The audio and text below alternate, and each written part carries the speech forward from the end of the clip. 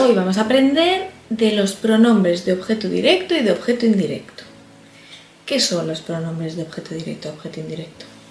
En español a veces no repetimos el nombre de la persona o del objeto una segunda vez, sino que utilizamos los pronombres de objeto directo e indirecto. Por ejemplo, yo compro un regalo a Ana. Para no repetir otra vez un regalo o a Ana, podemos decir yo se lo compro, yo lo compro. Por un lado tenemos los pronombres de objeto directo. El objeto directo recibe directamente la acción del verbo. Responde a la pregunta ¿qué? O ¿a quién? Y puede referirse a objetos o a personas. Cuando tiene la preposición a, se refiere a personas, a nombres propios o a animales de compañía. El objeto indirecto, sin embargo, recibe indirectamente la acción del verbo y responde la pregunta de ¿a quién o para quién? También puede ser una persona o un objeto. En el objeto directo tenemos el caso de leo el libro. ¿Qué leo? El libro. Nos encontramos dos elementos. Uno, el sujeto, yo, y dos, el objeto directo, el libro. Otro ejemplo puede ser veo a Ana. Otra vez, ¿a quién veo? ¿O qué veo? A Ana. 1. Yo. ¿Qué veo? Ana. 2. Ejemplo de objeto indirecto. Doy el libro a María. ¿A quién doy el libro? A María.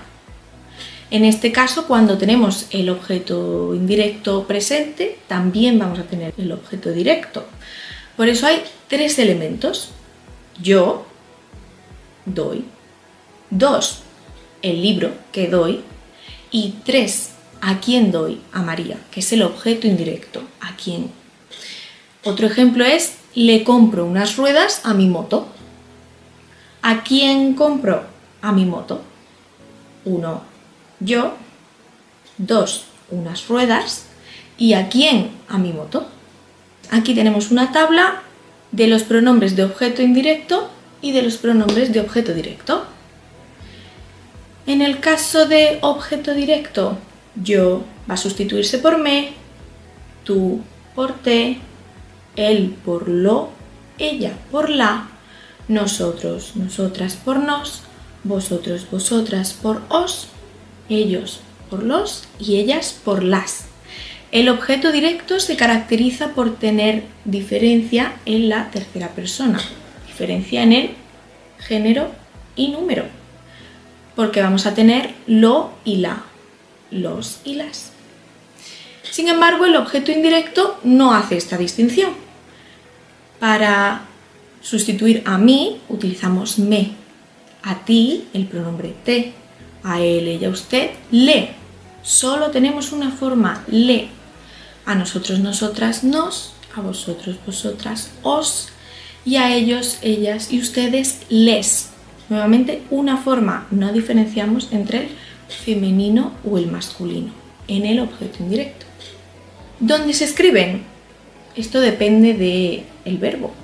Se coloca antes del verbo cuando se trata de un verbo conjugado. Puede ser en presente, en pretérito perfecto, en imperfecto, da igual. Algunos ejemplos. Me lo das, tenemos objeto indirecto, objeto directo y verbo dar. Me lo diste, objeto indirecto, objeto directo y el verbo en indefinido. O me lo has dado. Siempre va a ir primero el objeto indirecto, después el objeto directo y después el verbo. ¿Cuándo se coloca detrás del verbo? Cuando se trata de un imperativo afirmativo, un infinitivo o un gerundio. Podemos decir formas no personales e imperativo afirmativo. ¿Eso qué significa? Dámelo. En este caso, además de ir después del verbo, va junto.